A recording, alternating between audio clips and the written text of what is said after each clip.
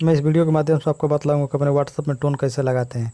जैसे पर्सनली किसी का अगर टोन लगाना चाहते हैं कोई अलग से पता चल जाएगा। चलिए वीडियो को स्टार्ट कर लेते हैं। सबसे पहले व्हाट्सएप ओपन करेंगे। ओपन करने के बाद से यहाँ पे क्लिक करेंगे प्रोफाइल क्लिक के बाद से यहाँ से आई का ऑप्शन मिल जाएगा, जिस पर क्लिक करेंगे। क्लिक करने के बाद से यहाँ पे देखिए ये नोटिफिकेशन दिख रहा है। नोटिफिकेशन का ऑन करेंगे। ऑन करने वैसे 1 हफ्ता चाहे 8 आवर्स जो भी करना चाहते हैं ओके कर दीजिए।